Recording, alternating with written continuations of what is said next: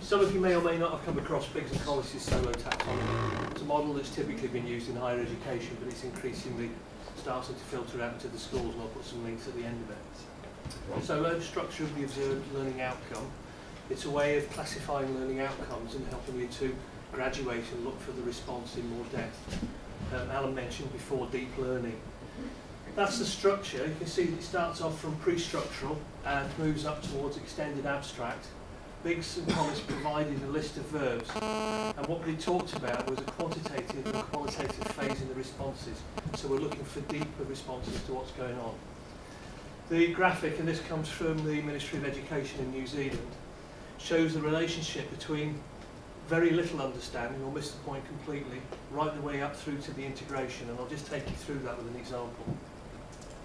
So at the bottom end of it, we've got surface or shallow learning, depending which you prefer, and deep learning towards the top of it. So at that pre-structural stage, the response from the individual has missed the point completely. The unistructural response, and if we use something from Picasso, the question would be who painted Guernica, and there's not much that an individual would need to do in order to regurgitate the response. For the multi-structural response, we're asking them to come up with an answer in more depth, and outline at least two compositional principles. The relational relate the theme of Guernica to a current event, so they can then apply that to a more modern setting.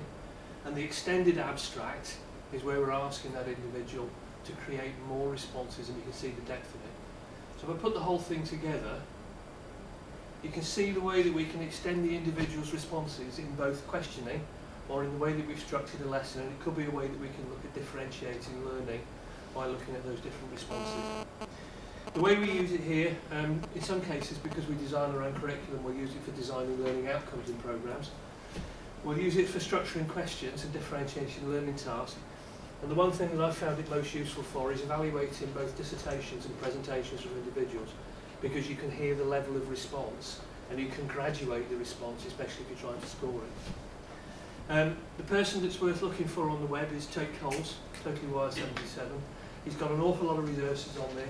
Many of those are well organised and presented in relation to secondary education. And those are the links that you can come up with. So Biggs, it's typically called Biggs' solo taxonomy, but it was Biggs and Collis who came up with it first. And there's the references there. If you want to read more paper, the ASTTLE paper is the one which gives the detail. Excellent. Thank you very Well much. done. Well done. Well done.